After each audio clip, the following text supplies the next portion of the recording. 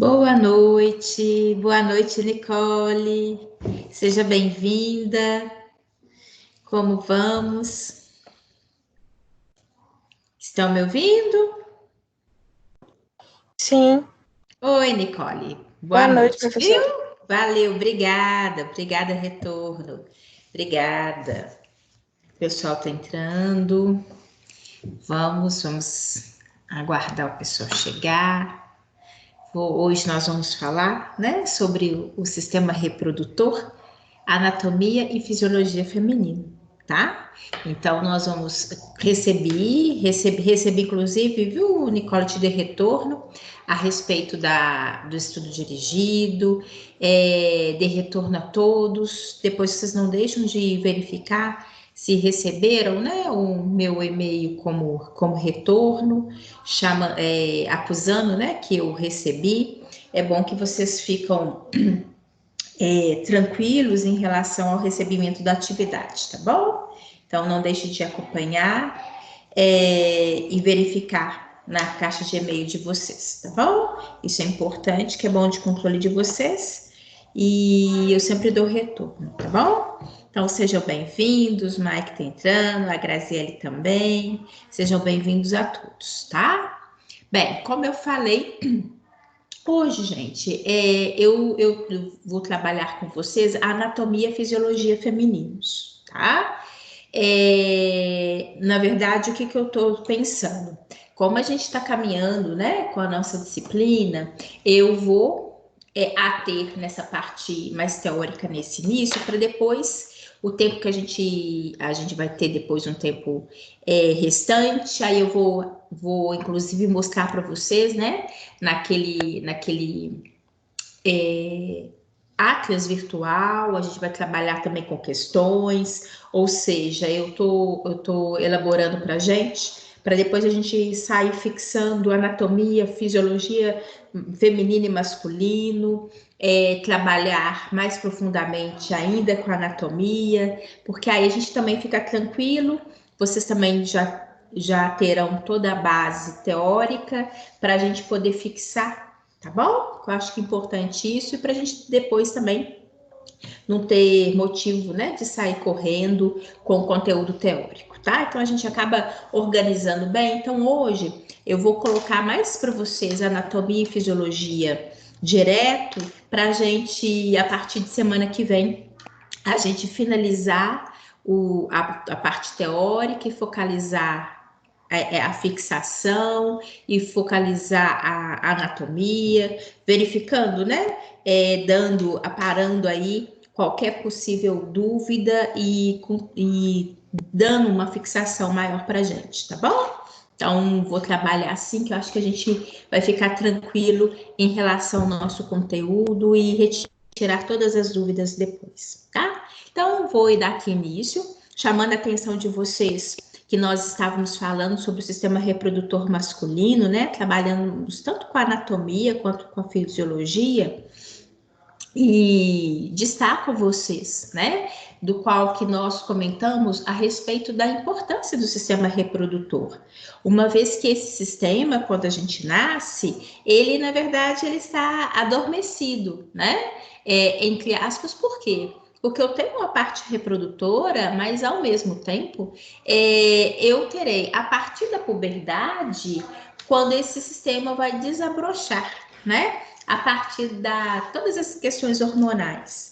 Então, nós vamos ver aqui hoje, de uma maneira mais específica, todo esse comportamento anatômico e fisiológico femininos, para a gente poder, né, entender como ocorre de fato a fertilização e ali o envolvimento né, desse ato reprodutivo, tá bom?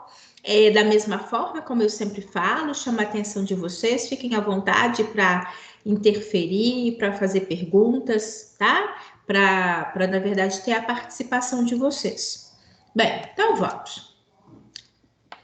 Deixa eu pegar aqui meu pointer. Olhem aqui, né? Sistema reprodutor feminino, eu já comentei com vocês que ele é um sistema do qual a gente fala que ele acaba sendo mais complexo em função de que Quando a gente retoma a função masculina, os indivíduos do sexo masculino, eles precisam produzir os gametas, que são os espermatozoides, e eles precisam de estar aptos para a reprodução em si, que é, inclusive, ali do estímulo à ereção e, consequentemente, né, a fecundação, levar esse material genético até o corpo feminino. Agora, nós mulheres precisamos produzir as nossas células germinativas, que são os ovócitos, precisamos ser receptivas ali ao ato sexual e ganhamos uma outra função, que é, a partir do momento da fecundação, dar condições necessárias para o desenvolvimento do novo ser. Então, a partir do momento que a gente ganha essa nova função, e cabe a nós fêmeas estabelecimento, né, desse período gestacional, consequentemente, nós temos várias características aqui associadas, né? E uma necessidade em função disso, tá bom? Então, é isso que a gente vai trabalhar aqui ao longo, né, da apresentação, sempre chamando a atenção de vocês, em relação, fiquem à vontade, tá? Para poder perguntar. Olhem só. Aqui, como estava destacando, nós ganhamos uma função a mais, né? Porque a característica de permitir com que haja fecundação e, consequentemente, agora permitir com que haja esse desenvolvimento desse novo ser, né? No ventre materno, isso daí gera uma necessidade de vários aspectos. Por quê? Se a gente imaginar também a própria característica, né, de que esse novo ser é um indivíduo novo, é um indivíduo em que é reconhecido pelo meu corpo como não próprio.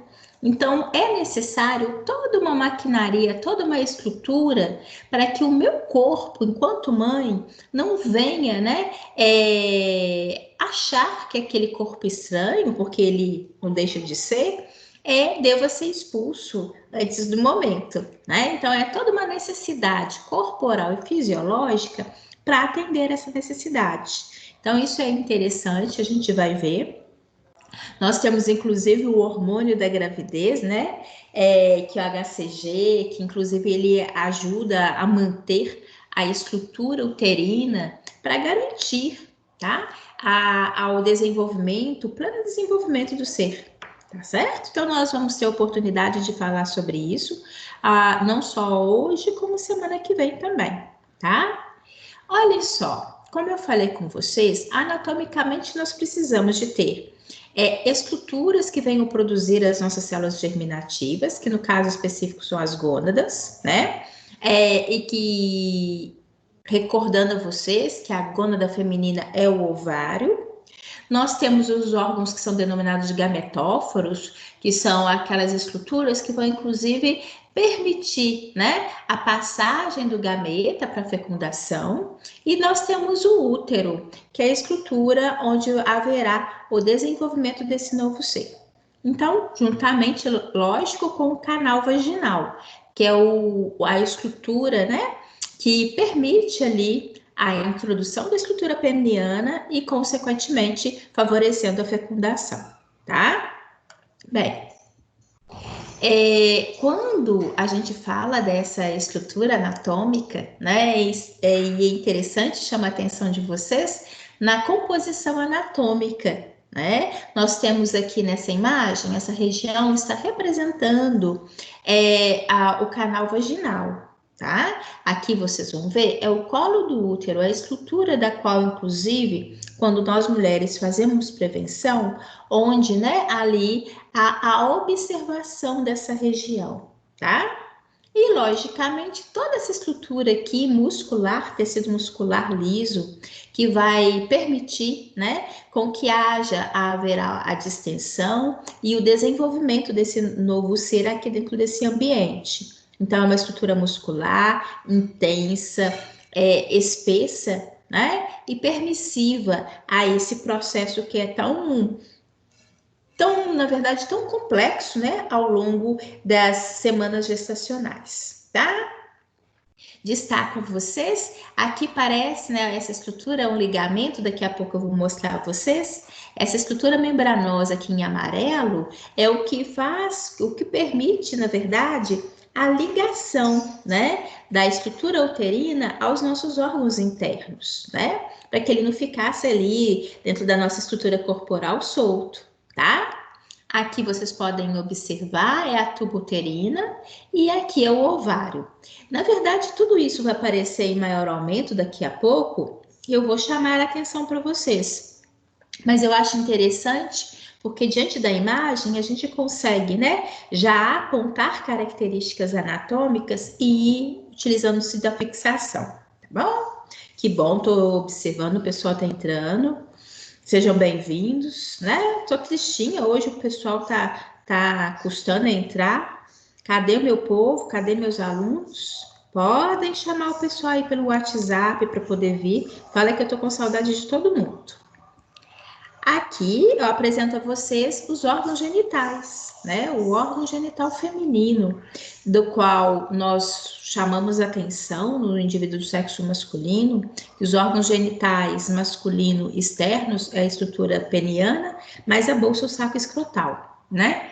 E aqui, especificamente nas fêmeas, nós temos os grandes e pequenos lábios, formando o que a gente denomina de pudendo feminino. Daqui a pouco eu vou mostrar a vocês, tá? Bem, é importante, essa é uma estrutura que, como nós até trabalhamos no sistema renal, né? Do qual ele é próximo ao canal da uretra, né? Porque é distinto na hora que eu falo do sistema genital feminino, é um canal exclusivamente ao sistema reprodutor, né? Então, nós temos regiões específicas em relação ao canal da uretra e ao canal vaginal, tá? Então, do qual faz com que nós tenhamos, né, áreas específicas para a liberação e a saída do material do sistema excretor e do sistema reprodutor, tá bom? Nós, fêmeas, também possuímos as glândulas, né, que são denominadas glândulas vestibulares. Essas estruturas glandulares são importantes porque elas vão ajudar na lubrificação do sistema genital feminino. Esse fator ele é importante.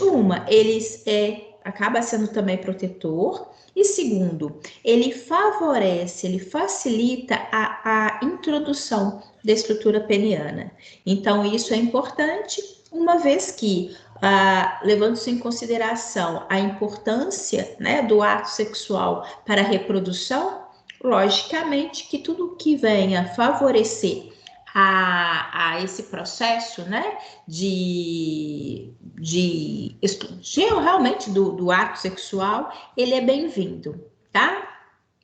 Como eu falei com vocês, a região que nós denominamos Monte Púbica é observada aqui no ambiente superior. Tem uma imagem adiante que eu vou destacar para vocês. É justamente a área, inclusive, que nós temos maior quantidade de pelos pubianos, né? E ele tem, inclusive, grande deposição de tecido adiposo, tá? Existem também, como eu falei, vocês, os grandes e pequenos lábios, e nós, mulheres, temos uma estrutura também erétil. À semelhança dos rapazes, nós também possuímos, que é o clitóris, tá? É uma estrutura da qual dá à mulher uma sensibilidade e que também promove um ambiente, né, mais propício para a introdução na hora do ato sexual. Como eu falei com vocês, aquela estrutura que estava aparecendo, né? Olha só, para vocês identificarem. Essa imagem aqui, que aquela tá mais chamativa, né? Essa estrutura de cada lado, esse envoltório aqui em amarelo, que eu falei que ele é denominado de ligamento, né? É o que eu vou apresentar aqui a vocês. Reparem que o autor aqui, ele tá um aspecto mais rosáceo, mais claro, né? Ele é esse ligamento, como eu falei com vocês, é o ligamento largo do útero. É uma estrutura realmente que se distende e, como eu chamei a atenção de vocês, ele ajuda na fixação da estrutura uterina à estrutura corporal. tá? Existe um ligamento redondo, que aqui ele não está perceptivo, mas em outras imagens ele vai aparecer. É uma estrutura da qual também é fixadora e que ela emerge mais ou menos nessa posição daqui, tá bom? O fato é que é importante a gente só identificar porque a presença dessa estrutura membranosa, que é o ligamento, confere essa ligação do útero a cavidades internas.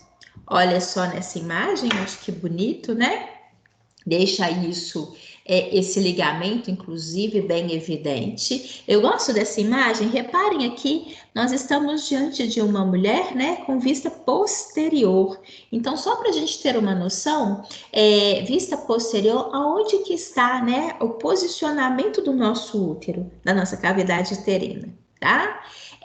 Aqui nessa imagem, o que eu acho interessante, que nesse tipo de corte, dá para a gente evidenciar que o útero é uma estrutura espessa, né? Olhem só, né? Ele é largo, inclusive do ponto de vista muscular, daqui a pouco eu vou apresentar a vocês, e isso ajuda a justificar, porque nós sabemos o tanto que o útero vai se transformar durante, né, o período gestacional.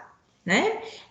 Afinal de contas, imagina a distinção que essa estrutura muscular não vai ser necessária de ser realizada para que realmente, né, o serzinho que está aqui, estará aqui dentro do ventre materno, possa se desenvolver e crescer. Né? Então, é preciso uma área física, e essa área física vai ser permitida justamente pela distensão dessa musculatura, tá bom? Chama a atenção também de vocês essa imagem. Olhem só, que a gente consegue observar aqui internamente o útero, né? E aqui, ó, a estrutura da tuba uterina. Então, existe uma comunicação do útero com a tuba uterina, olhem só, que é uma estrutura também muscular fina, delicada, que vai até de encontro, né, à estrutura do ovário. Vocês vão ver, a tuba uterina, ela é dividida em porções, tá? Das quais eu vou apresentar adiante. O fato é que, olhem, na sua porção final, existem essas estruturas aqui, que assemelham-se a franjas, tá? E que elas são importantes porque, olhem, elas entram em íntimo contato com o ovário. E por que que isso é interessante vocês observarem? Porque essas fímbrias, elas vão ajudar, né, de fato, a coletar esse ovócito. Quando nós, mulheres, ovulamos, nós liberamos a célula germinativa, né? E ela vai ser coletada por esse ambiente, por essas fímbrias, e ele vai percorrer todo esse ambientezinho daqui, ó. E isso é importante porque a fecundação vai ocorrer na tuba uterina. Então, de fato, né, essa comunicação íntima, essa comunicação estreita entre a estrutura da tuba uterina com o ovário é importante para garantir com que o ovócito possa percorrer essa área e, consequentemente, né, ir de encontro ao espermatozoide. Tá certo? Bem, olhem aqui nessa imagem, é uma imagem que inclusive eu gosto muito, já apareceu conosco em outras situações, né? Inclusive quando a gente estudou o sistema renal, tá? Chamando a atenção, por quê? Porque aqui eu tenho a pelve feminina, né? E na hora que a gente analisa, gente, tem alguém que tá com o microfone ligado? Por favor, é porque aí o barulho do ambiente passa todo aqui. Só fiquem à vontade para desligar o microfone e perguntar, mas enquanto não tiver, né? Obrigada, viu? Então, olhem só, essa, né, a pelve feminina, dá para a gente perceber aqui os grandes e pequenos lábios, tá? Aqui recordando com o que nós vimos anteriormente, que o canal da uretra feminino, né, é um canal único e exclusivo, separado do canal vaginal. né? Então, dá para a gente perceber aqui agora, dentro desse contexto. Reparem vocês que o canal vaginal é essa regiãozinha daqui, tá? E vai dar de encontro, né, com a estrutura do útero. Vocês vão ver, e essa comparação que eu vou fazer não é uma comparação pessoal, mas vocês vão observar isso dentro dos livros de anatomia. Eles falam que a estrutura de útero assemelha-se a uma pera invertida, né? Então, a posição dele é de tal forma que favorece, né? Inclusive a própria fecundação, tá bom? Bem, aqui só para a gente completar, tem a porção final do trato digestório, a região do anal, né? Então, aqui é a região do reto, tá? Então, aqui, reto e ânus. Bem, compondo então toda essa estrutura, vale a gente ainda ressaltar a presença, olha só que bonito, da estrutura da tuba uterina, tá? E essa íntima associação com o ovário que eu mencionei para vocês. Uma outra coisa também interessante e chamativa para a gente é vocês perceberem a presença do útero apoiado sobre a bexiga, né? É algo que eu já comentei com vocês anteriormente, mas que, por que que é interessante? Porque nós sabemos que nós mulheres, quando engravidamos, realmente a gente tem a tendência de necessitar de ir ao banheiro de uma maneira muito mais frequente, né? Mas por quê? Vocês imaginem, se em situações naturais da mulher não grávida, o útero já apoia-se sobre a bexiga e, consequentemente, né, acaba promovendo aqui um peso sobre essa estrutura também muscular. Vocês imaginem com o desenvolvimento do novo ser aqui, a pressão que isso não vai acontecer, não vai exercer sobre a bexiga. Então, quando a mulher estiver ali, né, imagina no 8º, indo para o 9º mês gestacional, o tanto que não vai pressionar sobre a bexiga e, consequentemente, a sua capacidade, né, de retenção urinária vai ser muito menor quando comparada ao dia a dia, né? Então, são aspectos que eu destaco a vocês, porque são aspectos anatômicos e que nos permite, inclusive, observar os aspectos fisiológicos dos quais a gente, quando estuda de uma maneira mais específica, né, durante a gestação, durante todo o processo ali de desenvolvimento fetal, tá bom? Eu comentei com você sobre os ovários, né? Agora eu vou apresentando cada uma dessas estruturas, tá? Eu fiz primeiro uma chamada, eu coloquei para vocês verem quais que são os elementos, quais que são os nossos, os integrantes dessa nossa história. Agora eu vou apresentar a vocês cada um de uma maneira separada, tá? Inclusive para a gente entender um pouquinho da função deles. Olhem só. Aqui, os ovários, né, são estruturas duplas, localizados um a cada lado, um à direita e outro à esquerda da estrutura uterina, né? Como eu falei com vocês, ele é uma gônada, então ele é produtor dos nossos gametas, dos gametas femininos. O ovário também é uma glândula endócrina. Lembram vocês, quando a gente estuda lá no sistema endócrino, eu falei com vocês que os testículos que nós vimos nos rapazes, e agora, o ovário em nós fêmeas são glândulas endócrinas, são produtoras de hormônio. Hoje eu vou apresentar a vocês adiante, o ovário ele produz 2 hormônios que com certeza vocês já ouviram falar, que é o estrogênio e a progesterona. Tá? Então, ele é uma glândula endócrina, ele é uma glândula da qual vai produzir hormônios que vão atuar de uma maneira bem característica, né? Ali durante o nosso desenvolvimento, inclusive o marco na adolescência, né? Com a produção do estrogênio, e depois também a progesterona, que vai inclusive preparar o útero para o processo reprodutivo. Então, é importante, né? É importante a gente destacar a presença dessas gônadas, né? Do ovário e em relação à sua função, tá bom? Olha aqui, eu acho essa imagem linda. Ela é representativa do ovário de uma menina, tá? Nós mulheres temos distinção do ovário.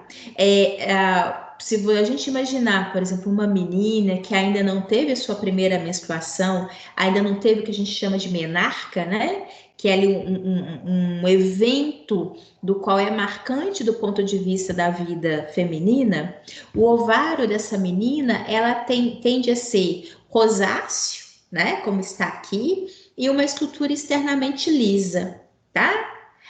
Por que disso? Porque a partir do momento que essa menina transforma-se, né, agora numa jovem e que começa a ter ali o processo ovulatório, essa estrutura de ovário ele vai sofrendo transformação a cada mês. Vocês vão ver que quando a partir, né, da primeira menstruação, quando essa menina começa a liberar o ovócito, que a princípio, na grande maioria, ocorre ali em média dos 28, a cada 28 dias, na verdade vão sendo formados como se fossem pequenas cicatrizes. Então, esse aspecto liso vai deixar de ocorrer e ele passa a ter rugosidades, que seriam marcas deixadas por cada ciclo menstrual que nós temos da nossa vida, né? Meninas aonde vão concordar comigo. São muitas transformações que ocorrem em nosso organismo e, inclusive, né, não é à toa que dizem as más línguas que nós temos uma tensão pré-menstrual. Não sei por quê. Porque a gente é sempre, absolutamente, né, uma delicadeza em pessoa. Mas dizem alguns aí que a gente tem algumas alterações. Mas se é que nós temos essas alterações, não é à toa, não, porque é muita transformação que ocorre conosco a cada mês, né? Inclusive, a gente não vê, não, mas até cicatriz deixa no nosso ovário, tá? Então, se a gente imaginar uma mulher ali, já uma mulher reprodutiva, já uma mulher, né, com vários ciclos menstruais, né, passados, o ovário dela tende a ser agora uma estrutura mais acinzentada e com rugosidade, tá bom? Ao passo que, a partir do momento que essa mulher também ela tem um outro evento que é muito marcante na nossa vida, que é a menopausa. Então, a partir do momento que essa mulher entra na menopausa, o ovário também começa outro processo de modificação, porque eles tendem a diminuir de tamanho, tá? Eles vão evoluindo. O que normalmente acontece com várias das nossas estruturas quando vão perdendo função, né? E o ovário, a partir do momento que eu entro na menopausa, ele vai perdendo sua função, porque ele, na verdade, é o gameta, ele é produtor das minhas células germinativas. A partir do momento que eu não liberar mais essas células germinativas, né, ele vai evoluindo. Então, é um princípio, né, que ocorre conosco e que é interessante da gente observar, tá bom? Até mais lá na frente, eu vou entrar mais em detalhes com vocês a respeito do ovário policístico. Eu apresento aqui porque, como a gente está falando da característica anatômica, né, do ovário, é interessante a gente destacar, porque é uma realidade, da presença do ovário policístico, que seria, aqui só para vocês entenderem, aqui primeiro existe uma estrutura, né, ovariana normal. Aqui, esse é normal, esse daqui é característico de ovário policístico. E aqui uma visão interna.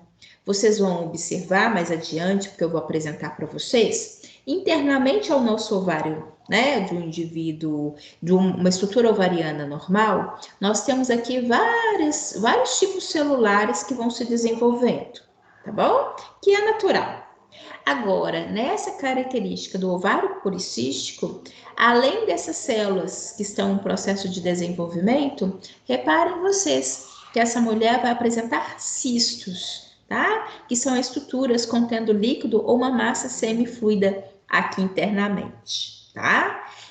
Não necessariamente sentir dor, mas possa comprometer vários aspectos fisiológicos da mulher, tá bom? Interferência na menstruação, interferência inclusive na fertilidade. Mas é algo que a gente vai trabalhar um pouco mais à frente, tá? Aqui, como eu falei com vocês anteriormente, apresentei as tubas uterinas, né? Aqui inicio, chamo a atenção de vocês. A tuba uterina, ela é um ponto de comunicação, né, entre o ovário e o útero, né, que eu até destaquei para vocês anteriormente. E reparem que o ovócito, né, uma vez que ele for liberado, ele vai passar, olha, ele vai passar seguindo, obedecendo esse caminho. Então, ele vai passar, a gente fala que é um fluxo contrário ao fluxo dos espermatozoides. Não sei se vocês se recordam semana passada, nas imagens em que tinha, né, mostrando uma ejaculação, e aí os espermatozoides vindo, né, de encontro a esse ambiente. E então quer dizer que o ovócito vem em direção contrária, ou seja, cada um, na verdade, tem o objetivo de encontrar a célula oposta. O ovócito vai de encontro ao espermatozoide, o espermatozoide vai de encontro ao ovócito, tá? É interessante destacar isso porque aqui na região da tuba uterina é o local onde normalmente se dá a fertilização. Então, o encontro entre essas duas células, né, e a fecundação propriamente dita ocorre aqui, tá? Só depois que a célula ovo, o zigoto fecundado, vai ser implantado no útero, tá bom? Olhem só, eu chamei atenção para vocês que a tuba uterina ela é dividida em 3 porções. Eu acho interessante porque aqui o próprio autor colocou para gente, né? Então facilita para vocês em termos de entendimento. São 3 areazinhas, a qual nós denominamos de istmo, ampola e infundíbulo, tá? Bem, isso para a gente ter uma noção, não tem um limite muito nítido, né? Mas por quê? Só para a gente perceber que é uma estrutura relativamente longa e que na sua porção final, como eu falei com vocês, nessa regiãozinha onde tem o infundíbulo, que nós observamos aquelas estruturas que parecem franjas, que eu falei para vocês, que são denominadas de fímbrias. E elas acabam tendo um íntimo contato com a estrutura do ovário, tá? Aqui, olha, eu gosto dessa imagem, até coloquei ela, porque ela mostra para você, aluno, tanto aqui, ó, como o autor ainda colocou um zoom, ele deu um zoom aqui bonito para gente, justamente destacando em maior aumento essa região. Desse detalhe que eu falei com vocês, lembra o que eu disse que essas fímbrias, né, essas franjas, elas na verdade permitem, elas envolvem a estrutura do ovócito. Então, eles ajudam a recolher esse ovócito e direcioná-lo em direção ao encontro com o espermatozoide, tá bom? Então, esse fator, esse encontro aqui, ó, na hora que vocês observam essas fímbrias, esse encontro que eles têm com a estrutura propriamente dita do ovário é muito interessante e importante de ocorrer, tá? Eu chamo a atenção de vocês. Eu não sei se vocês se recordam, semana passada eu chamei a atenção de que para que ocorra a fecundação são vários detalhes, né? Eu até comentei, eu falei assim, ó, é difícil na verdade ter o processo de fecundação. São vários detalhes necessários para que na verdade isso ocorra. Até brinquei, falei assim, olha, vocês imaginem, são tantos detalhes e já somos mais de 7 bilhões de pessoas no mundo.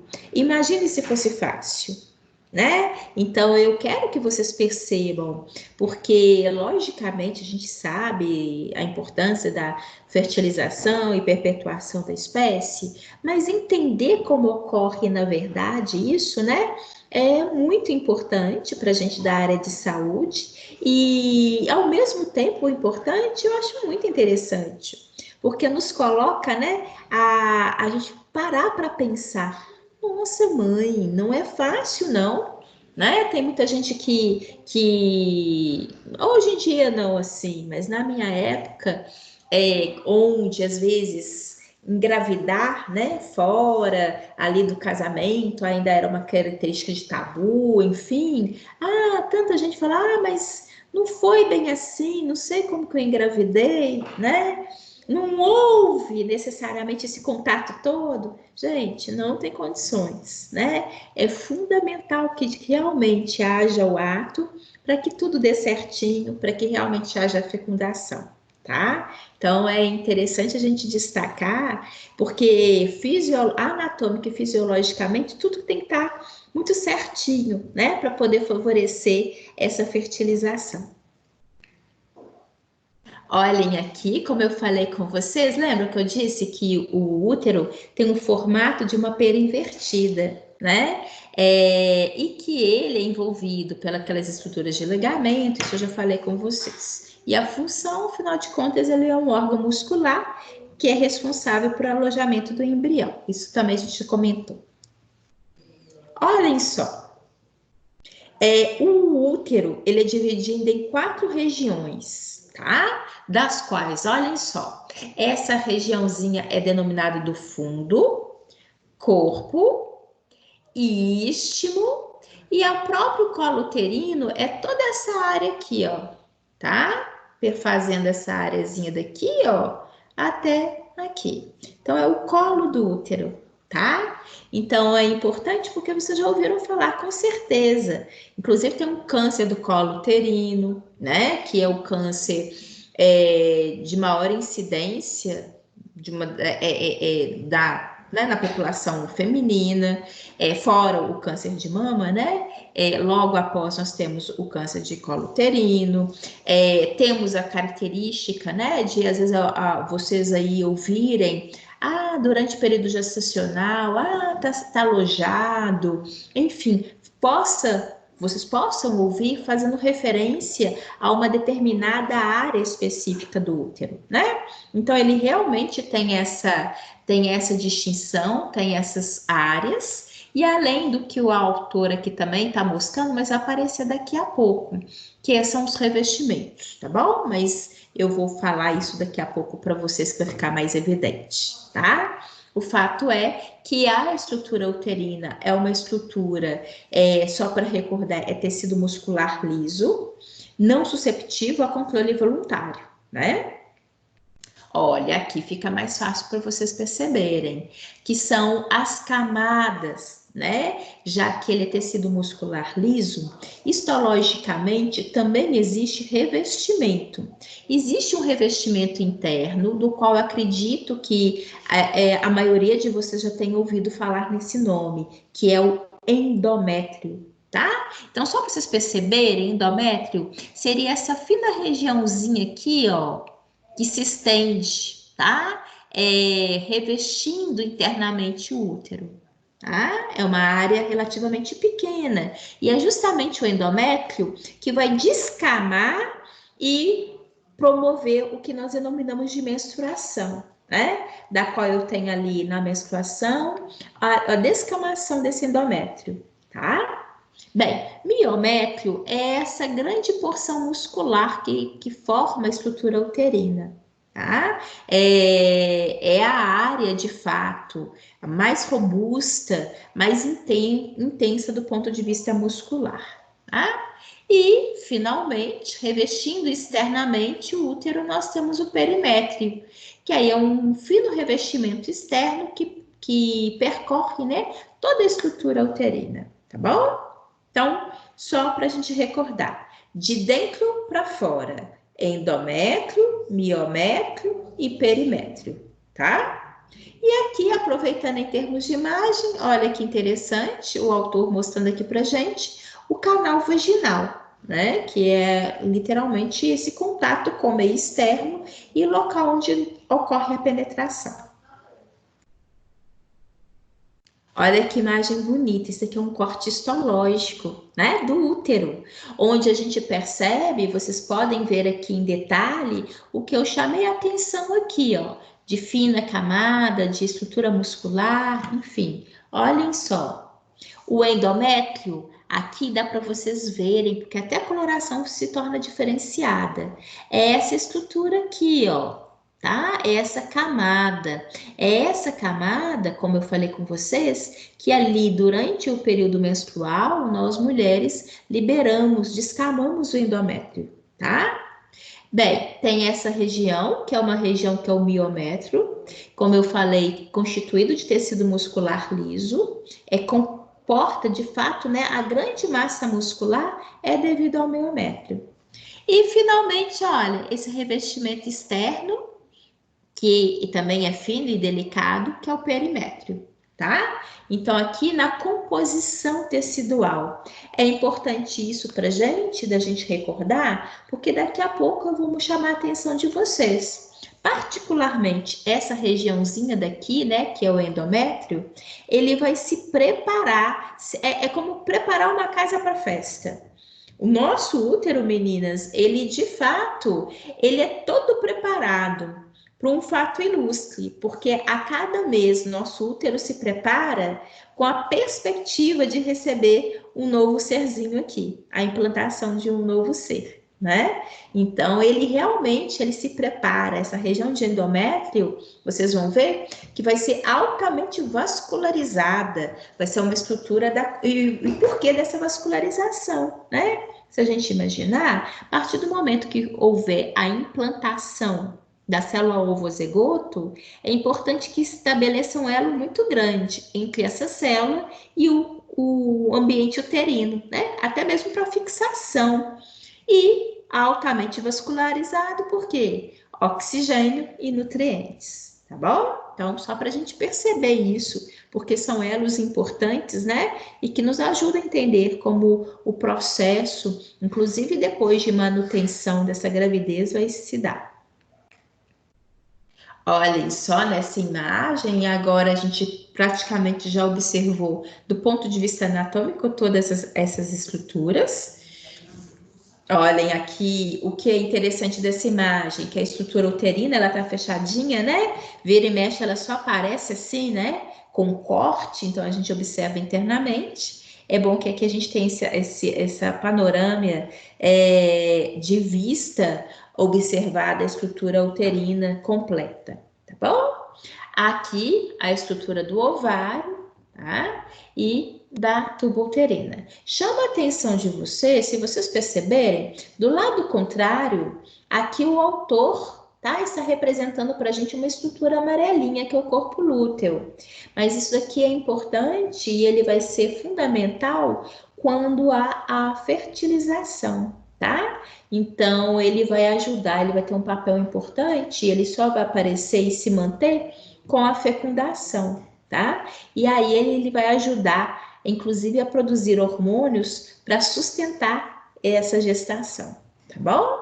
Então, naturalmente, o autor só colocou aqui para gente para destacar essa estrutura, porque anatomicamente os dois ovários são absolutamente idênticos. Seria o que nós temos aqui do outro lado, tá bom?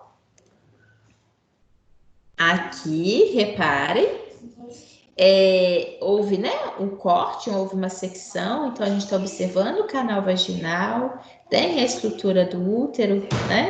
Temos aqui todo aquele envolvimento da tuba uterina, aqui as estruturas das fímbrias e aqui o corte que ocorre na estrutura do ovário, tá? Reparem aqui a observação, inclusive, olha, esse corpo lúteo que o autor está permanecendo aqui, né? Mostrando para a gente a presença. Que é a mesma estrutura, olhem, vou voltar só para vocês perceberem. Aqui, esse corpo lúteo, que eu falei que aqui o autor está evidenciando para gente, mas que naturalmente ele seria estrutura como essa que está aqui, né? Olhem só, tá? Mais adiante vocês vão entender essa estrutura, o porquê dela e a funcionalidade, tá? Eu só chamo a atenção, principalmente, né? Porque como apareceu aqui, dá a sensação de que um ovário é diferente do outro, o que não é, tá bom? Aqui, olhem só, destacando inclusive essa região aqui, né? Que também existe um ligamento que vem a fazer a ligação da estrutura da tuba uterina com o ovário, né? Que são aquelas estruturas membranosas que eu falei com vocês, e que é vascularizado, né? Fundamental, justamente porque todo esse ambiente aqui, gente, é rico tecidualmente, né? É rico do ponto de vista celular. Então, eles precisam receber oxigênio e nutrientes, né? Aqui, vou apresentar agora os órgãos genitais femininos. Já tinha destacado anteriormente para vocês, mas agora para a gente entender um pouco melhor. Não sei se vocês se recordam, na hora que eu falei pela primeira vez, chamei a atenção de que o monte púbico é uma estrutura observada, né, naquele contexto superior que eu tinha mostrado anteriormente, que é justamente essa áreazinha aqui. E que eu até falei com vocês, que é uma área, inclusive, rica em tecido adiposo. E que também é uma área rica em pelos, né? São os pelos pubianos, com inclusive uma coloração e uma textura diferenciada dos pelos que nós observamos no resto do corpo, tá? Tudo isso, toda essa alteração de pelo, tanto aqui feminino como quando nós vimos no masculino, é todo regido essa alteração do ponto de vista hormonal, tá bom? Bem, aqui em termos de imagem, observem, nós temos aqui os grandes lábios, né? E aqui, mais internamente, os pequenos lábios. O canal vaginal e aqui o canal da uretra, tá? Estrutura pequena, né? Delicada, que é a abertura do canal da uretra. Isso até nos chama atenção aqui por aquele detalhe que nós trabalhamos, né, na disciplina do digestório endócrino e renal, quando eu falei para vocês da proximidade dessas duas regiões, tá? Fora o fato de que aqui a gente tem a região anal. Então, a proximidade, de fato, dessas três áreas realmente é uma realidade, e além de chamar a atenção, recordá-los, né? Lembra que o canal da uretra é aproximadamente 5 centímetros até chegar à bexiga? Então, é uma área, né, da qual susceptibiliza muito nós mulheres a eventualmente termos maiores prejuízos, né, e infecções urinárias, tá? Eu chamo a atenção disso porque como a gente vê lá, né, viu anteriormente, do ponto de vista renal, e a gente mencionou aqui, é bom que a gente consegue fechar e realmente entender isso melhor, tá bom? Existe essa regiãozinha daqui que eu tinha falado com vocês anteriormente, que é o clitóris, que é uma região também de excitabilidade, né? É o local onde, a princípio, nós fêmeas temos maior sensibilidade ali, inclusive de excitação, durante o próprio processo do ato sexual.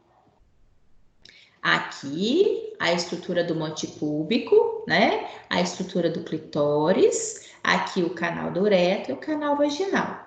E aqui a gente observa de uma maneira mais contundente o pequeno lábio, tá? E os grandes lábios aqui externamente. Existe, sim, né, uma estrutura membranosa, que é denominada de ímen, que vem a proteger, né, que vem encobrir parcialmente o canal vaginal, tá? É esse ímen que é rompido durante o ato sexual, né? Principalmente ali a primeira vez que a menina tem ato sexual, possa inclusive dar um sangramento, né? Porque percebam vocês que é uma área da qual ela tem ali, né, uma proteção, tá? Reparem que também existem diferentes tipos de ímen, que possam ser pontiformes, possam ser septado, ou já, né, como anular, e também tem o clópito gestado, que já tem uma abertura, né, logicamente aí, que seria uma estrutura onde já houve o rompimento a partir do ato sexual, tá bom? Bem, aqui eu venho apresentando a estrutura do monte púbico. É uma estrutura importante porque ela acaba sendo protetora, tá? Por que ela é protetora? Uma vez que é uma área que é coberta por pelos, ela tende a proteger, tentar evitar com que possa haver qualquer introdução, qualquer presença, né, de estruturas que porventura poderiam chegar até o canal vaginal. tá bom? Então, e além de tudo, tem a característica do amortecimento, tem o tecido adiposo, né? Então, tudo isso também existe no conjunto protetor ali das estruturas genitais femininas. Eu comentei anteriormente pela presença dos lábios maiores, lábios menores, né? São importantes, inclusive, também para essa proteção, colaboram para esse processo protetivo, principalmente imaginando-se que eu tenho aqui duas aberturas, que é o canal da uretra e o canal vaginal, né? E além também de permitir com que essa área, uma vez havendo a lubrificação a partir da glândula vestibular, que ela mantenha-se, né, realmente lubrificada. Isso daí é importante e tende, inclusive, a aumentar essa lubrificação durante a excitação feminina, favorecendo, né, a ocorrência ali da penetração. Embora na hora que a gente observe, deixa eu até destacar aqui para vocês, na hora que a gente observa externamente a região do clitóris, ele parece ser uma estrutura pequenininha, né? Que é essa impressão que nos dá. Na verdade, ele não é tão pequenininho assim, não, né? Reparem vocês, ó, que nós observamos uma pequena porção dele, mas que ele se ramifica interiormente. E como eu falei com vocês, a estrutura do clitóris é uma estrutura excitável, é uma estrutura que também ela acaba promovendo, né, havendo ali durante a excitação feminina um aumento, uma dilatação dessa estrutura. E que aí, né, toda essa, inclusive eles fazem uma analogia de que essa estrutura do clitóris, ele é homólogo aos corpos cavernosos do pênis. Se a gente recordar, né, a estrutura peniana ela tem um corpo esponjoso no centro e os corpos cavernosos ao entorno. E são esses corpos cavernosos que permitem aquele maior influxo de sangue e que promova a ereção masculina, né? No caso aqui específico, eles colocam a estrutura do clitóris como uma estrutura semelhante, né, ao que ocorre nos indivíduos do sexo masculino, que ele também acaba, durante a excitação feminina, tendo também essa dilatação, tá? Olhem aqui para vocês verem aquela estrutura externa que a gente observa na hora que analisa a estrutura vaginal, né? É o que nós denominamos de glande do clitóris, tá? Que é essa estrutura mais abaulada, mais sensível, que inclusive é de maior excitação feminina, né? Porque ela acaba se tornando externa e o contato com o meio externo também, e consequentemente, inclusive, com o corpo masculino, né? Ali durante a introdução. Ela acaba sendo uma estrutura de excitação. Aqui, porque na hora que a gente fala de glândula, né? Onde que está a glândula vestibular? Onde que, na verdade, tem essa glândula que aumenta, né? Ali durante o próprio ato sexual, onde ela ajuda uma maior lubrificação da região. Então, é essa glândula daqui, ó. Ela, na verdade, a gente não consegue observá-la, né? Na hora que eu venho aqui, ó, né? A gente não consegue observar essa estrutura externamente. Eu só consigo percebê-la se eu for, né, mais intimamente. Reparem aqui que o autor ele retirou a parte tecidual, olha, ele está até pensando, a gente está vendo a musculatura. Bem, a estrutura da glândula é essa daqui, que é a estrutura vestibular, tá? E que é a responsável, então, por produzir essa lubrificação, tá? Aqui, uma vista maior, reparem aqui a estrutura do bulbo, do vestíbulo, né? E aqui, inclusive, a observação dessa região da glândula propriamente dita com a sua estrutura de ducto, que ducto é a porção, né? Onde é liberado o material de secreção, tá bom? Aqui, já que nós estamos observando, olhem, reparem, o autor está aqui com a representatividade da estrutura pélvica, né? Inclusive a parte óssea da pelve, né? Com que região isquiopúbica, olhem, só para vocês enxergarem em termos de imagem. Isso aqui são peças ósseas, né? Aqui a gente tem a representatividade do clitóris, da estrutura do clitóris. Aqui é o canal do uréter, aqui o canal vaginal, tá bom? Só para a gente, de fato, né, conseguir distinguir anatomicamente essa peça. Destaco a vocês, né? O sistema genital feminino, a gente apresenta aqui a mama, mas na verdade ela não é considerada uma estrutura reprodutora, tá? A mama pertence ao sistema tegumentar. Mas por que a gente observa ela aqui? A gente chama atenção para a presença da mama no sistema reprodutor feminino, no sentido de que nós sabemos, né, nós somos mamíferos e nós, mulheres, uma vez tendo a gestação, nós iremos produzir o leite materno. Então, essa produção ocorre a partir da estrutura glandular, né? Então é por isso que até os livros de anatomia eles se justificam em colocar as referências anatômicas da mama dentro do sistema reprodutor nesse sentido, tá? Só para a gente entender a porquê, né, que ele se encontra nesse ponto. Olhem só, a gente tem aqui uma vista lateral da mama. Reparem que a mama ela é constituída por essas estruturas glandulares, representadas aqui por essas áreas rosáceas, tá? Tudo que vocês estão vendo aqui em amarelo é tecido adiposo. A estrutura mamária é uma estrutura que tem, sim, além da glândula mamária propriamente dita, uma grande quantidade de tecido adiposo, que envolve, que dá volume, né? Que faz parte desse cenário. Aqui nós temos uma intensa malha muscular, porque inclusive ajuda a dar sustentação. Nós sabemos, né, da importância dele, inclusive eu listo aqui para vocês o peitoral maior, o anterior e o externo. Por que essa riqueza muscular? Porque, inclusive, existem mulheres que possam vir a ter mamas bastante avantajadas. Então, é fundamental que haja uma devida sustentação muscular aqui para essa peça, né, anatômica, tá bom? Aqui, olha, a gente denomina, a gente fala que a estrutura, porque não é que a gente fala parênquima, gente, é uma menção ao tecido, à composição, né? Reparem vocês que o parênquima da mama na verdade, as glândulas mamárias, né? São todas essas daqui, olhem, isso daqui, que são os lóbulos da glândula mamária.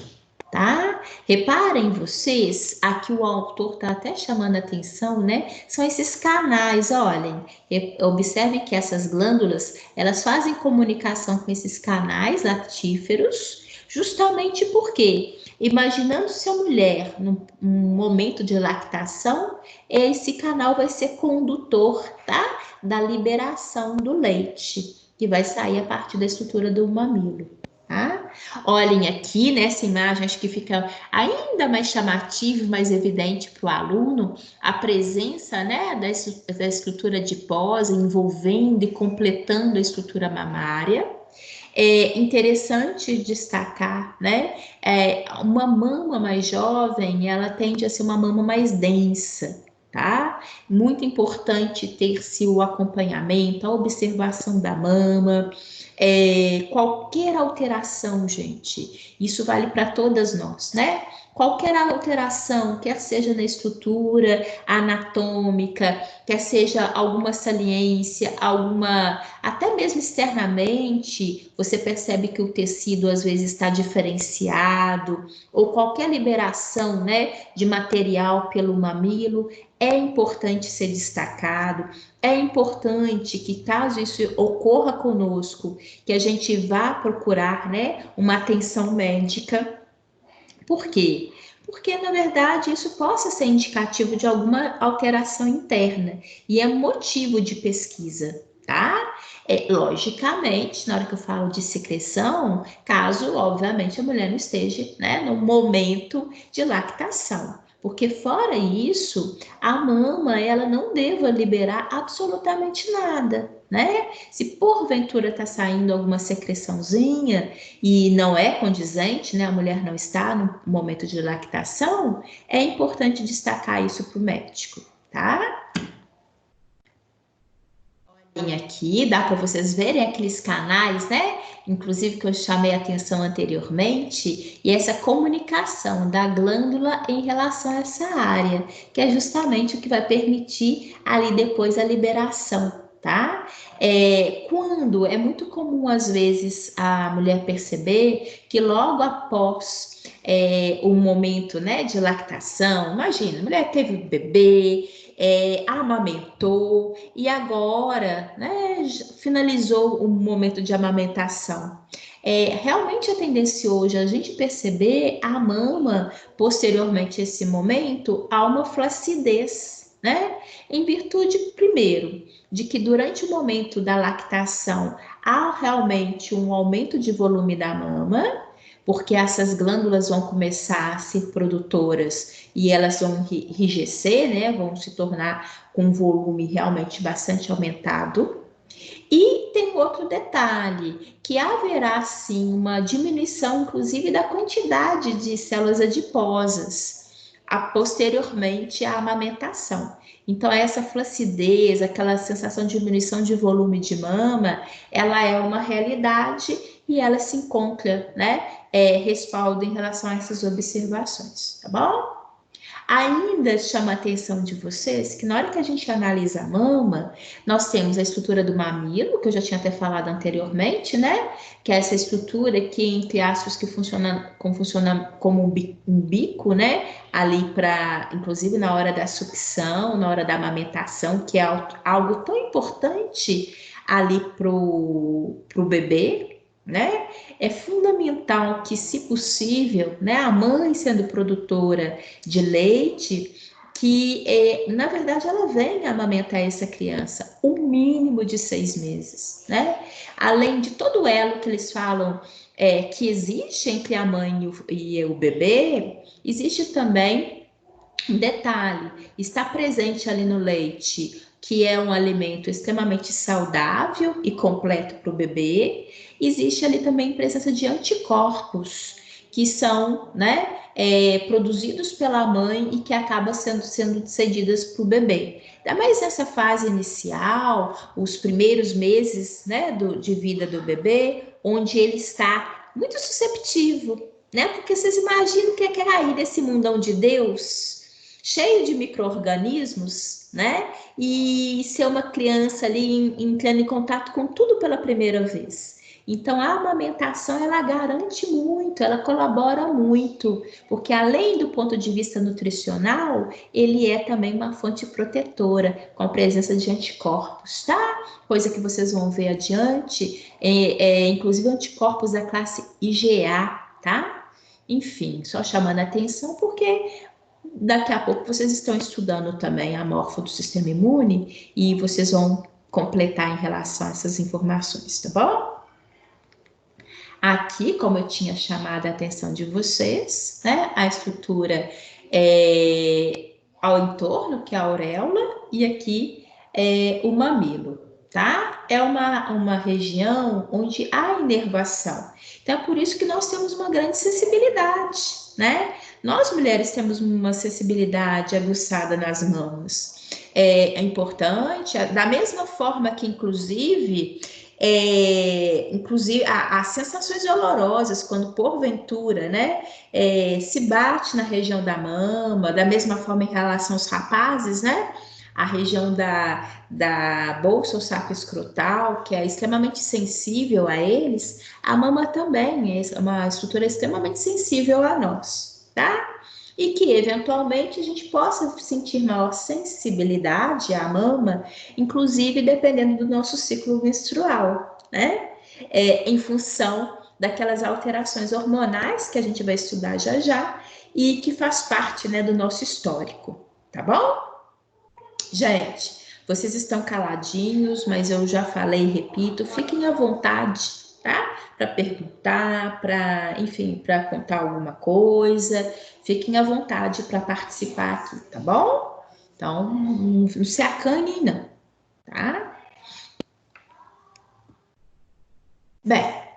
diante, né, dessas características que nós observamos, desses aspectos anatômicos, eu sempre tento, né, na medida do possível, colocar para vocês a anatomia, até já ir me adiantando, colocando alguns aspectos fisiológicos, mas de qualquer forma, agora eu vou pontuar para vocês em maior, né, com maior quantidade de informação, em maiores detalhes, os aspectos fisiológicos que regem a nossa vida, tá? Chama a atenção de vocês, algumas coisas, né, das quais eu já até pontuei, mas que vale recordar. Nós fêmeas, né, temos ali, da mesma forma que a gente chamou a atenção para os meninos, que os meninos normalmente eles têm uma alteração corporal por volta dos 13 anos de idade, né, onde há o pico da testosterona. Não sei se vocês se recordam do que a gente viu semana passada. Aqui nós mulheres, nós chamamos atenção porque, em média, nós teremos essas alterações corporais, o desenvolvimento das estruturas anatômicas, a primeira ovulação, né? A partir de uma idade em que oscila entre os 9 e 12 anos de idade. Tá? Hoje em dia, isso às vezes ocorre até de uma maneira mais precoce quando comparado ao que ocorria há décadas passadas, né? Já temos meninas, às vezes com 9 e 10 anos de idade, que já têm a sua primeira menstruação, tá? Eu vou mostrar para vocês, eu coloco mais adiante, mas só para a gente ir familiarizando com essas terminologias, né? A primeira menstruação é a mesma coisa que eu falava em menarca, tá? Quando nós temos cesseado o período de ovulação, nós mulheres temos o que nós denominamos de menopausa. Esse termo de menopausa, eu acho que ninguém duvida, né? Algo de uma maneira geral, muito conhecido por todos nós, né? E principalmente pelos aspectos que essas alterações hormonais também promovem, mais uma vez, em nós fêmeas. Ô, gente, fala a verdade, a gente que é fêmea, pela mãe de Deus, a gente sofre muita alteração hormonal, né? E ainda ficam perguntando. Aqui em casa, a minha turminha tem hora que pergunta por que eu tô brava. Não sei por que não, né? Vocês imaginem, o bicho pega, porque no dia a dia já não é fácil, né? Os dois. E a mãe, às vezes, com algumas variações hormonais, se querem que a gente fica. Nossa, mãe, você tá brava, você tá tensa? Nossa senhora, vocês não têm noção. Na hora que um chega e pergunta isso, aí que dá vontade de voar. Meu pai do céu. Aí chega o marido. Não, mas você tá brava mesmo, o que que tá acontecendo? Eu falei, nossa senhora. Oh, meu pai do céu, gente. Meninas, falem verdade. É muita coisa pra gente, né? Não, com tanta variação hormonal e ainda tem que dar conta ali do dia a dia, com tantas coisas, tantas tarefas, e ainda acham que é pouco. Bem, deixa quieto, né?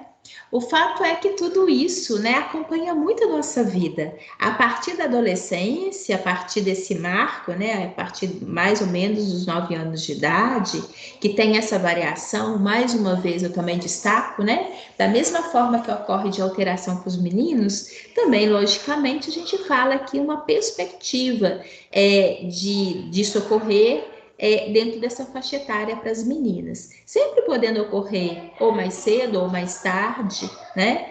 Inclusive, ultimamente, eles até destacam, às vezes as meninas possam vir a ter uma menarca mais precoce, até muito em função do próprio estresse, que hoje em dia a vida, né?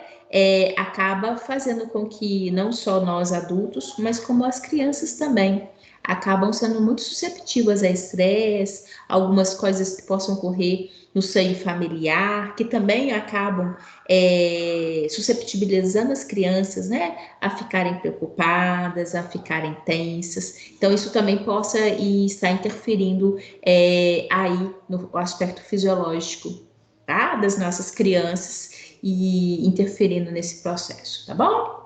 Bem, aqui. Eu falei com vocês que faz parte, né, aí do nosso desafio reprodutivo, também não só ser receptiva ao macho e à célula germinativa, né? Mas não só propiciar a fertilização, como também mantê-la, né? E significa manter ao longo de cerca de 40 semanas, que são as semanas gestacionais.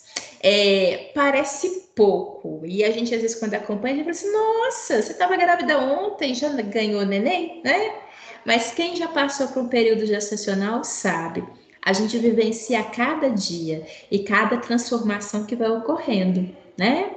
Bem, e é importante porque esse desenvolvimento, né, toda essa necessidade de manutenção aqui que vai se dar ao longo desse tempo, há várias alterações hormonais que devam persistir na estrutura corporal feminina. E é interessante destacar que as células germinativas femininas, né, elas já estarão durante a fase fetal. Então, nós vamos ver que os nossos óvulos, né, eles vão se diferenciar e migrar para o ovário ainda na fase fetal, o que também é muito interessante disso, né? Que nós, na hora que nós nascemos, nós já estamos ali com as nossas estruturas dos óvulos já produzidos e prontos na estrutura ovariana. Logicamente que a partir do momento da adolescência, né, essas estruturas germinativas começam a se diferenciar, que é o que vai se tornar ali, né, um motivo de ovulação mensal, tá bom? Mas a gente vai ver daqui a pouco. Olhem só que interessante, que nós temos aqui, ó, as estruturas foliculares consideradas primordiais. São estruturas relativamente pequenas e que, quando elas começam a se diferenciar, a primeira coisa que se faz, elas aumentam de tamanho. E esse aumento de tamanho, a gente faz mais ou menos uma comparação. É como se ela fosse 2 a 3 vezes maior. Então, esse folículo primário aqui, ó, ele é cerca de 2 a 3 vezes maior do que o folículo primordial, tá? Reparem que ele vai se transformando ao longo do processo. E essa transformação que ele vai tendo, olhem, reparem que ele vai ganhando estruturas celulares ao entorno dele. O folículo secundário, ele é maior, mas se vocês perceberem, eu vou ter aqui mais camadas dessas células roxinhas. Porque isso, né, essa sobreposição de estruturas celulares que vai se dando, né, ao entorno da estrutura folicular, tá? Que olhem para vocês verem como justamente isso que eu estou chamando a atenção. A estrutura do folículo primário, olha, eu tenho uma única camada, né? Aqui, uma única camada de células ao entorno dela. Então, isso é característico do folículo primordial. A partir do momento que esse folículo primordial, né, ele vai se crescendo e se desenvolvendo, vão sendo formadas novas camadas ao entorno da estrutura folicular. Então, esse é o grande chavão, né? Para fazer com que haja, inclusive, essa observação de que a estrutura folicular ela está crescendo. Olhem aqui, é interessante chamar a atenção de que para formação, para que de fato eu tenha toda uma estrutura formada para ser liberada por essa jovem, na verdade vai ter que haver 2 divisões celulares, justamente para permitir com que a estrutura folicular venha até a metade do número de cromossomos e a metade do material genético da espécie, né? E é justamente aqui, ó, isso aqui é o desenho do ovário, reparem vocês que é o desenho do ovário. O que acontece? Existe aqui aquela transformação, desde o folículo primordial, o folículo primário, o folículo secundário, enfim, ele vai se desenvolvendo. Só para vocês perceberem que isso daqui, na verdade, já apareceu para a gente em termos de desenho, eu sei que são muitos slides para trás, mas eu vou passar só para vocês recordarem. Olhem só, ele apareceu aqui em uma parte, Ele apareceu aqui também, olha, quando eu mostrei para vocês a estrutura ovariana normal, eu chamei a atenção de que aqui havia o processo de desenvolvimento da célula germinativa feminina, tá? Então, essa representação aqui, ó, é justamente o que a gente está vendo ali, que é desde o folículo primordial, folículo primário, secundário, e ele vai se desenvolvendo, tá bom? Só para a gente realmente conseguir, né, perceber e fixar, porque é fundamental para a gente isso. Isso. Quando ele chega, né, a ter uma estrutura como essa, grande, nós denominamos, na verdade, de folículo maduro. E quando ele está pronto assim, né, a própria terminologia nos sugere, ele está maduro, ele está pronto para, na verdade, haver a ovulação. Então, a cada mês, o que vai acontecer é que um folículo maduro desse vai liberar, né, vai ovular e liberar ali o ovócito, tá? E essa célulazinha aqui que vai estar apta, pronta e aguardando, né, a chegada do espermatozoide. Olhem só, que é o que eu comentei com vocês, olhem. E lembrem que quando eu falei que nós, né, durante o período menstrual, quando a gente ovula, depois nós teremos uma cicatriz, né? Essa cicatriz é justamente em função de que na ovulação tem a liberação do ovócito e deixa-se aqui, ó, uma marca, né, que foi o local onde foi liberada essa célula germinativa. Tá bom? Só para a gente entender e a gente conseguir enxergar aquela característica que nós falamos anteriormente em relação ao que está acontecendo, tá? O que nós temos? Até aqui tem um fator importante também de chamar a atenção de vocês. Ao longo da nossa vida, logicamente que aí tem uma variação, porque tem meninas que têm a menarca aos 9 anos, tem meninas que vão ter a menarca aos 14 anos, enfim. Como eu falei com vocês, existe variação para mais e para menos.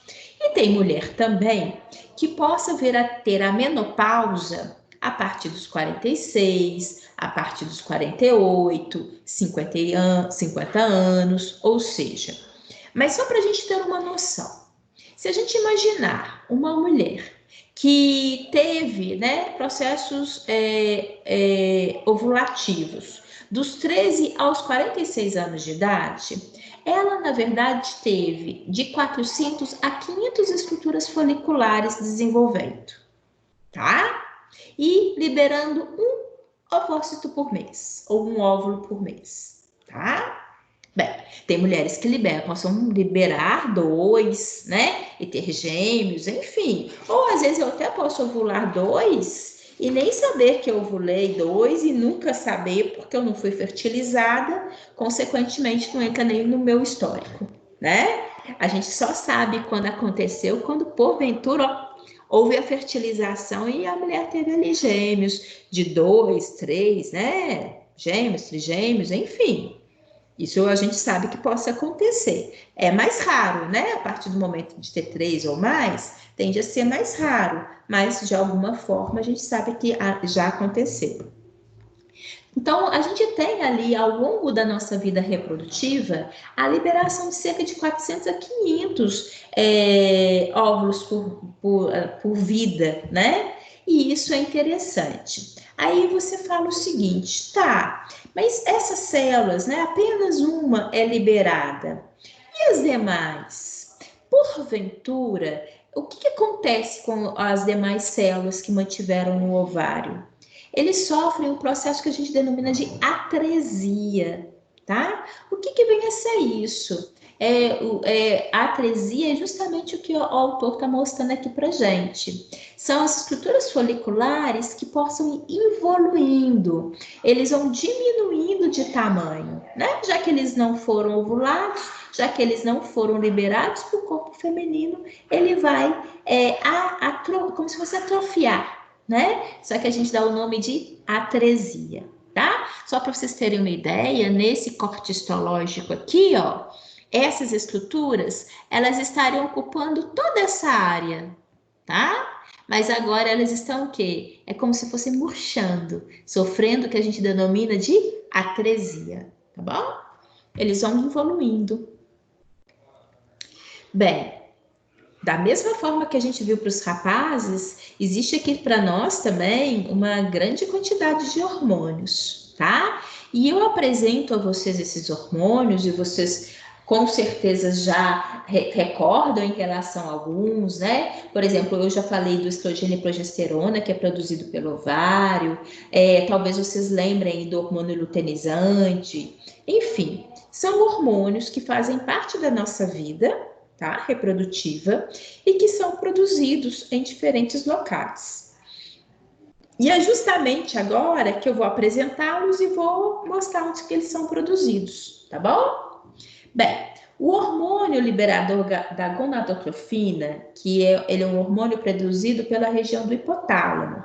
Só para vocês recordarem, o hipotálamo é essa areazinha daqui, ó, em íntima associação com essa glândula, que é a hipófise, tá? Bem, o hormônio folículo estimulante. O próprio nome é sugestivo, né? É um hormônio que vai estimular as estruturas ovarianas, tá bom? E aí você também possa falar, Luciane, e esse hormônio daqui? Esse hormônio liberado de gonadotropina, o que ele vai atuar? Ele vai atuar estimulando, né, a hipófise a produzir o hormônio folículo estimulante e o hormônio luteinizante. Só para vocês terem uma ideia, esse LH aqui, que é o hormônio luteinizante, ele é um hormônio que vai estimular a ovulação. Então, eles são muito importantes, né? O folículo estimulante vai estimular aquelas células, né, ovarianas a começarem a se diferenciar, e o luteinizante vai estimular a ovulação. Vou até colocar aqui para vocês terem uma noção do que eu estou falando, olha. O folículo estimulante vai desencadear esse processo de desenvolvimento, tá? E o hormônio luteinizante vai estimular a ovulação. Então, são dois hormônios produzidos pela nossa hipófise e que vão atuar diretamente no nosso ovário, tá bom? Né, eu apresento a vocês eu já até tinha citado, dois hormônios que são produzidos pelos nossos ovários.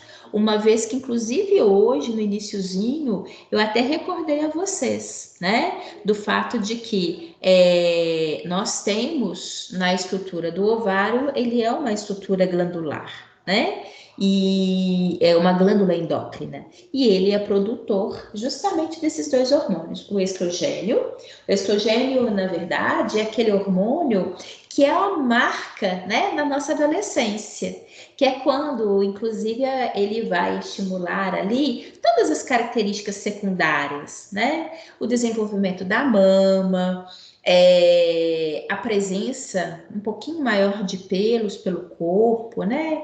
Na perna. Logicamente, não se compara aos rapazes com a testosterona, tá? Mas nós sabemos de tantas transformações que ocorrem ali com a menina, também com a própria menarca, né? Então, tudo vai ser estimulado ali naquele momento pelo estrogênio, tá? E a progesterona. A progesterona é um hormônio muito importante que nós vamos ver que ela vai preparar o nosso útero, tá? Para uma possível gestação. Então, a progesterona, ela permite, né, com que a estrutura uterina... Lembra que eu mexi com vocês? Falei que o útero, ele se prepara, entre aspas, como se ele fosse, né, ter uma festa, né? Então, a progesterona, ela é responsável por essa arrumação uterina. Ele se prepara para uma situação ilustre, que é a possibilidade da implantação da célula ovo-zigoto nele, né? Então, esse hormônio, ele é muito importante também. Aliás, tudo é importante, né? A gente não tem aqui como destacar o que seja mais ou menos importante. Eu chamo a atenção de vocês que, particularmente, esses dois hormônios, estrogênio e progesterona, que são produzidos pelos nossos ovários, a gente não libera esses hormônios assim de uma maneira constante e contínua no nosso organismo, não. Né? Existe uma variação. E são justamente essas variações que às vezes deixam a gente louca, né? Que interferem tanto ali no nosso dia a dia. Bem, como que tem, né? A partir de agora, eu chamo a atenção de vocês, olhem da representação. Nós temos aqui uma representação que seria os dias, né? Aqui, ó, existe a representação de 28 dias. Por que dessa representação? Em média, o ciclo ovariano, também conhecido como ciclo menstrual, ele confere, né? Em média de 28 dias. Por que a gente trabalha com essa data de 28 dias? Porque, a princípio, na maioria dos casos, os ciclos permeiam sobre esse intervalo de tempo. Agora, é importante destacar, se a gente fizer inclusive uma enquete, né, a gente vai ver que existem muitas mulheres que venham ter ciclos muito mais longos, tá? Ou ciclos irregulares, ou seja, ciclos que tem mês que serão de 28 dias, tem mês que vão ser uma quantidade maior de dias. Então, isso também é realidade, né? Na hora que a gente estuda ali as características femininas, tá bom? Mas por que disso que é importante? Porque quando a gente fala de variação hormonal, nós sempre colocamos a variação hormonal dentro do ciclo menstrual. Só para a gente ter uma ideia, reparem vocês aqui, né? Que o estrogênio ele está representado na linha em azul. Reparem que nós temos um pico dele, né? E ele ocorre mais ou menos aqui, ó, nessa fase. Reparem que até o autor representou aqui para gente, na fase que seria a fase ovulatória, né? Seria a fase fértil da mulher. Em média, nós temos, né, no ciclo de 28 dias, o 14º dia seria o marco, seria o período fértil, onde a mulher está ali ovulando. Reparem vocês que o estrogênio ele está presente nessa fase. Depois, ó, ele diminui, ó, tá? Em contrapartida, em vermelho, nós estamos aqui observando a progesterona. Reparem vocês que aí nessa fase do 14º dia, ele não está necessariamente no pico. O pico dele vai acontecer posteriormente. Mas por quê? Né? Porque ele está aqui nesses dois momentos, olha. Porque ele está aqui para preparar o útero para uma possível fertilização. Então, ele vai ter o auge nesses extremos, onde depois da ovulação, inclusive, ele também vai aumentar, né? Porque a partir do momento que a mulher, então, ovulou também, e parte da possibilidade dela ter sido fertilizada, a progesterona também vai colaborar, né? Inclusive, fazer com que agora esse processo, que já, imagina se possa ter tido a fertilização, que ela se mantenha, tá? Olhem só que bonito. A gente consegue observar aqui várias alterações. Eu vou mostrar a vocês mais uma vez aqui, são 28 dias. O autor destaca aqui para gente o 14º, que seria o clássico, né? Que é o período fértil feminino, em média o 14º dia. Aqui, para vocês terem a representatividade, ele está mostrando como que está o endométrio, tá? Como que tá aquela fina camada que eu chamei a atenção de vocês, que eu falei que ele se prepara, né? Justamente para poder receber, né, a implantação da célula ovozigoto. Então, aqui, ó, nós temos a observação também dessa estrutura do endométrio, tá bom? Olhem, mais uma vez aqui, chamando a atenção do estrogênio, né? Ele tem um pico por volta do 14º dia, depois ele até volta a subir, né? Mas isso lá na frente. E o pico da progesterona também, olha, quando se mantém, o maior pico dele é justamente posteriormente ao período ovulatório, tá bom? Inclusive imaginando que agora, se houve uma fertilização, ele vai colaborar, né, para esse processo de manutenção também da implantação da célula ovozigoto. Em relação àqueles demais hormônios que eu falei com vocês, que é o hormônio luteinizante e o folículo estimulante, reparem que eles também têm um pico no cerca do 14º dia, né? Justamente porque ele vem, o LH, que é o hormônio luteinizante, ele vai ser o responsável por estimular a ovulação. Então, por isso que o pico máximo dele é culminando com a ovulação. Tá bom? Tem um outro detalhe aqui que o autor também coloca, que é uma característica interessante, né? Até eu acho que eu cheguei a mencionar para você segunda-feira, quando a gente falou ainda um pouquinho sobre termorregulação. Nós, fêmeas, temos a característica de, no período fértil, nós termos a elevação da nossa temperatura em cerca de 0,5 grau, tá? A gente tem essa elevação da temperatura e, posteriormente, se a mulher não for fertilizada, a temperatura volta aos valores normais. Mas, se porventura a mulher for fertilizada, a partir desse momento ela mantenha com essa elevação da temperatura, tá? E só vai diminuir depois do parto. Então, eu acho que é interessante para a gente perceber, e aqui eu reforço o que eu comentei com vocês anteriormente. Reparem quantas alterações que não ocorrem no corpo feminino, né? Principalmente se a gente imaginar que essa mulher, inclusive, agora foi fertilizada.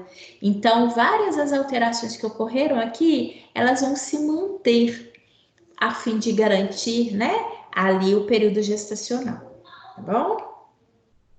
Isso que eu acabei de falar com vocês, né? Essa ritmicidade da liberação dos hormônios, levando-se em consideração como marco o 14º dia do ciclo menstrual, é o que a gente denomina de ciclo ovariano ou ciclo menstrual, né? Todo esse envolvimento de hormônios, esse subir e descer das taxas hormonais, a característica da ovulação e o próprio preparo do útero, né? Isso tudo são várias alterações que ocorrem conosco no sentido de promover, né, ali a fecundação. Reparem vocês, aqui o autor chamando a atenção para o ciclo menstrual, né? Nós temos o período fértil. Reparem que o período fértil, gente, embora seja o 14º dia, seja um marco oficial, mas sempre tem a preconização de 2 dias antes e 2 dias depois, tá bom? Então, na verdade, nós temos um período fértil em média de 4, 5 dias em cada mês. E isso pressupõe-se o quê? Que se tiver ato sexual e não estiver com a intenção de engravidar, né? E aí vale a observação para machos e fêmeas, porque na hora das ocorrências a responsabilidade é dos dois. Olhem, cuidado, né? Se não quer, então tem aí medidas preventivas para que, porventura, né, não ocorra a fecundação, tá bom? Ou então não realize o ato sexual durante esse período. Então é importante a gente destacar isso, né? E só lembrando a todos, né? Outro detalhe também importante, que ato sexual precisa ser protegido, né? Não só para evitar, caso você não deseje a fecundação, mas também imaginar que o ato sexual é passivo de transmissão de doenças, né? Então, tem que ter um cuidado muito grande e redobrado aí em relação à proteção, tá bom? Isso a gente tem que sempre que chamar atenção, falar muito, né, dos jovens, porque destacar, tem hora que a gente às vezes esquece, né, fica só pro lado interessante da coisa, né, e esquece das responsabilidades e principalmente do cuidado que a gente tem que ter com o corpo, né, então não se esqueçam desse detalhezinho não, tá bom? Olha só que bonito. né? Aqui chamando a atenção de que durante o nosso ciclo menstrual, né? O que a gente vai perceber? Em média, nós temos um único óvulo liberado por mês, né? Mas existe uma transformação de várias células germinativas aqui. E, inclusive, né, essa alteração, ela se dá normalmente de 6 a 10, 12 células primárias, elas começam a se desenvolver, para apenas uma ser liberada, né, durante o período de ovulação. Todas as demais acabam sofrendo atresia, tá bom? E você fala, mas por que existe uma quantidade de diferenciação, né? De uma quantidade relativamente grande, né? E apenas uma que vai ser liberada. Isso é interessante no aspecto reprodutivo, porque a mulher realmente ela tem muitas dificuldades de se imaginar a fecundação de um número muito grande de crianças, né? Então, imaginando-se que dar a essa mulher condições de ter um ciclo gestacional adequado e principalmente dar condições ideais para o bom desenvolvimento do bebê, né? Porque, caso contrário, a gente realmente ia ter muita dificuldade. Se fosse o normal, né? Sempre termos ali numa única gestação várias crianças, a estrutura corporal feminina, toda a fisiologia, muitas das vezes ela tem muita dificuldade para manter esse processo gestacional, tá? Isso daqui eu comentei com vocês, mas eu acho interessante dessa imagem porque ela nos remete justamente para o detalhe que eu mencionei para vocês. Se esse é a estrutura aqui, que é o endométrio, aqui olha, só para recordar vocês, essa estruturazinha daqui que é o endométrio, né? Ela foi preparada para ter a implantação da célula ovozigoto, né? Então, como eu falei com vocês, e esse preparo significa um aumento de vascularização. Aqui, ó, dá até para vocês perceberem isso, né? Olhem só, né? Literalmente, aqui é cíclico, né? Por isso que você vê aqui tá grande, tá alto, muita vascularização, aí de repente diminui, depois ela vai crescendo todo novamente, né? Para ter novo pico de menstruação, por exemplo. Então, houve esse preparo e essa maior vascularização, justamente para imaginar que essa mulher vai ser fecundada. Mas, na maioria das vezes, nós não somos, né? Então, essa estrutura membranosa do endométrio vai descamar. Então, nós temos, é como se nós, entre aspas, tivéssemos uma limpeza de casa a cada mês. E essa limpeza, ela finaliza com a menstruação, que é a liberação desse material, né? Através do sangramento mensal, tá bom?